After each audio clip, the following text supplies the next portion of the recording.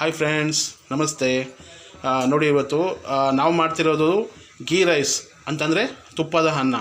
ಅದಕ್ಕೇನೇನು ಬೇಕು ಮತ್ತು ಏನೇನು ಐಟಮ್ಗಳು ಬೇಕು ಅಂತ ಎಲ್ಲ ಹೇಳ್ತಾ ಹೋಗ್ತೀನಿ. ಅದನ್ನು ಇವತ್ತು ಟ್ರೈ ಮಾಡೋಣ. ಜೋಳಗಳು ನಮ್ಮ ಮನೇಲಿ ಇವತ್ತು ತಿಂಡಿ 1 ಟೀ ಸ್ಪೂನ್ ಎಣ್ಣೆ ಹಾಕ್ಕೊಂಡಿದ್ದೀನಿ. ಆಮೇಲೆ 2 ಸ್ಪೂನು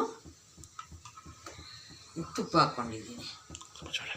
2 ಸ್ಪೂನೇನು, ಚಿಕ್ಕ ಸ್ಪೂನ್ ಆದರೆ ಒಂದು 4 ಸ್ಪೂನೇ ಹಾಕ್ಕೊಳ್ಳಿ. ಯಾಕಂದರೆ ತುಪ್ಪದನ್ನಲ್ವ ಇದು, ಅದಕ್ಕೆ ಟೇಸ್ಟಾಗಿರ್ಬೇಕಲ್ವಾ. 4 ಸ್ಪೂನೇ ಹಾಕ್ಕೊಂಡಿದ್ದೀನಿ. 4 ಸ್ಪೂನ್ ಹಾಕ್ಕೊಂಡ್ಮೇಲೆ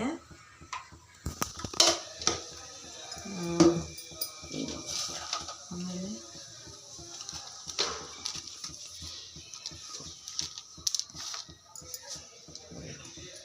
ಒಂದು 4 ಪೀಸ್ ಚಕ್ಕೆ, 2 ಏಲಕ್ಕಿ, ಒಂದು 10-12 ಗೋಡಂಬಿ, ಲವಂಗ, ಈರುಳ್ಳಿ, ಶುಂಠಿ ಬೆಳ್ಳುಳ್ಳಿ, 2 ಈರುಳ್ಳಿ,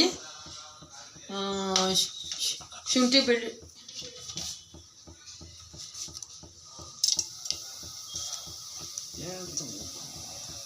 ಚಕ್ಕೆ ಹಾಕಿದ್ದೀನಿ. ಆಮೇಲೆ ಲವಂಗ ಹಾಕಿದ್ದೀನಿ. ಆಮೇಲೆ 2 ಏಲಕ್ಕಿ ಹಾಕಿದ್ದೀನಿ.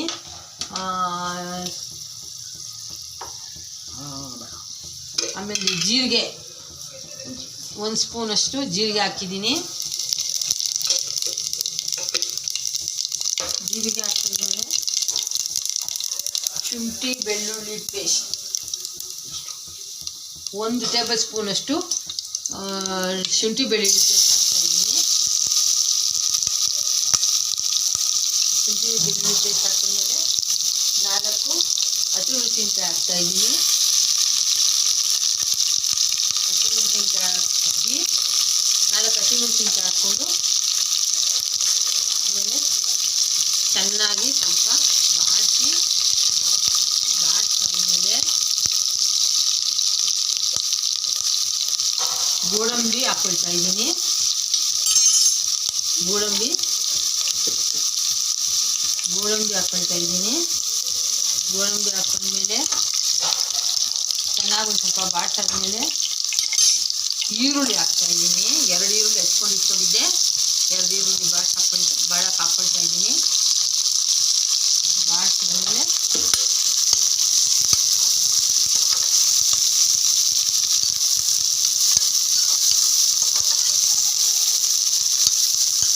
ಚೆನ್ನಾಗಿ ಆಮೇಲೆ ಬಾಡಿಸಿ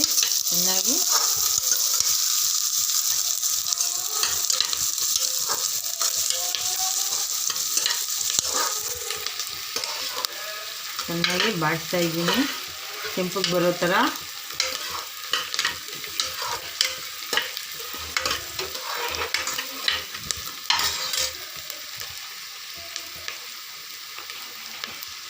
ಒಂದು ಕಪ್ಪು ಬಟಾಣಿ ಹಾಕ್ತಾಯಿದ್ದೀನಿ. ಬಟಾಣಿ ಹಾಕಿ 1 ಕಪ್ನಷ್ಟು ಬಟಾಣಿ ಹಾಕಿ ಒಗ್ಗರಣೆಗೆ ಈರುಳ್ಳಿ ಎಲ್ಲ ಬೆಂದಾದ್ಮೇಲೆ 1 ಕಪ್ಪು ಬಟಾಣಿ ಹಾಕ್ತಾಯಿದ್ದೀನಿ. ಬಟಾಣಿ ಹಾಕ್ತಿದ್ದೀನಿ. ಆಮೇಲೆ ಒಂದು ಸ್ವಲ್ಪ ಸ್ಮ್ಯಾಶ್ ಮಾಡಿ ಒಂದು ಸ್ವಲ್ಪ ಕಸ್ತೂರಿ ಮೇಥಿ ಸ್ಮ್ಯಾಶ್ ಮಾಡಿ ಹಾಕ್ತಾಯಿದ್ದೀನಿ.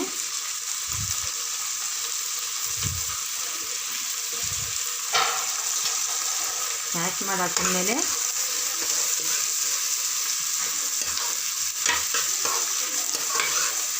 ರುಚಿಗೆ ತಕ್ಕಷ್ಟು ಉಪ್ಪು,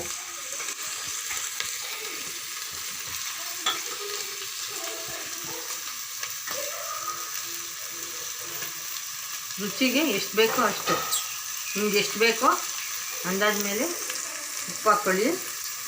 ನಾನು ಚಿಕ್ಕ ಸ್ಪೂನಲ್ಲಿ ಹಾಕಿದ್ದೀನಿ 4 ಸ್ಪೂನು.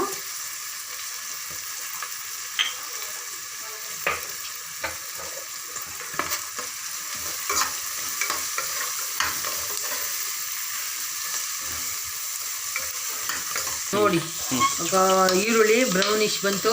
ಜೊತೆಗೆ ಬಟಾಣಿ ನೋಡಿ, ಬಟಾಣಿ ಜೊತೆಗೆ ಎಲ್ಲ ಹಾಕಿದ್ದಕ್ಕೆ ಘಮ ಘಮ ಅಂತ ವಾಸನೆನೂ ಬರ್ತಿದೆ, ನೋಡೋಕ್ಕೂ ಚೆನ್ನಾಗಿದೆ. ಚೆನ್ನಾಗಿ ಹುರ್ಕೊಂಡಾದ್ದು ಮಾಡಾದ್ಮೇಲೆ ಹ್ಞೂ ಸಿಮ್ಮಲ್ಲಿ ಇಟ್ಕೊಂಡಾದ್ಮೇಲೆ ಒಂದು ಕಪ್ ಹಾಲು ಹಾಕಬೇಕು. ಹಾಲು ಹಾಕ್ತೀನಿ. ಆಫ್ ಮಾಡಿ ಹೇಳು ಬಾಡಿಸ್ಕೊಂಡಾದ್ಮೇಲೆ ಕೊತ್ತಂಬರಿ ಸೊಪ್ಪು ಹಾಕ್ತಾಯಿದ್ದೀನಿ. ಅಷ್ಟು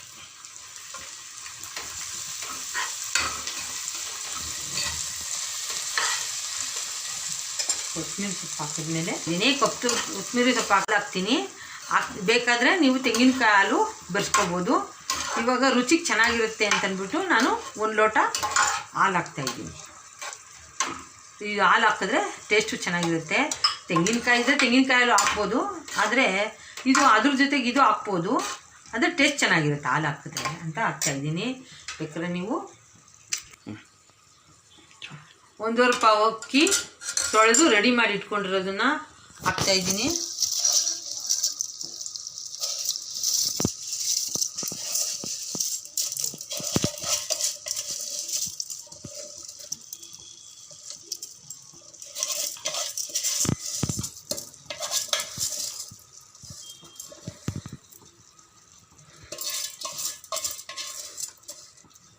ಆಮೇಲೆ ಇವಾಗ ಮತ್ತೆ ಅಕ್ಕಿನ ಸ್ಟವ್ ಸಿಮ್ಮಲ್ಲಿ ಇಟ್ಕೊಂಡಿದ್ದೆ.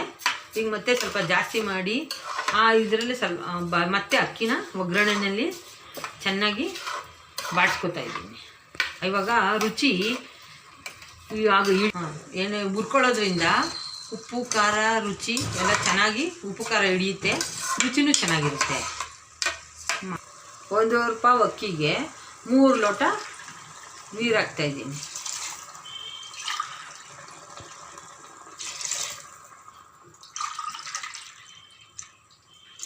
3 ಲೋಟ ನೀರು ಹಾಕ್ತಾಯಿದ್ದೀನಿ ಅಷ್ಟೇ.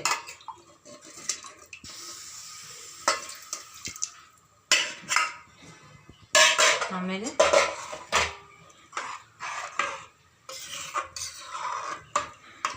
ದೊಡ್ಡ ಲೋಟದಲ್ಲಿ 3 ಲೋಟ. ನೋಡಿದ್ರಲ್ಲ ಎಷ್ಟು ಚೆನ್ನಾಗಿ ಕಾಣಿಸ್ತಾ ಇದೆ ಅಂತ.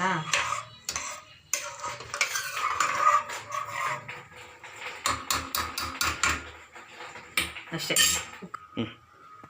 ಇವಾಗ ಲಿಡ್ ಮುಚ್ತಾ ಇದ್ದೀನಿ.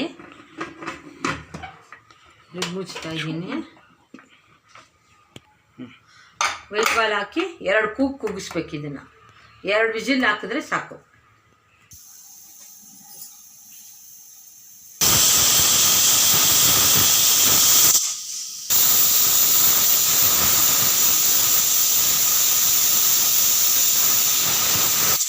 ಈಗ ಗ್ಯಾಸ್ ಆಫ್ ಮಾಡಿ 2 ಕೂಗ್ 10 ನಿಮಿಷ ಆದಮೇಲೆ ಪ್ರೆಷರು ಬಿಟ್ಟಿರುತ್ತೆ.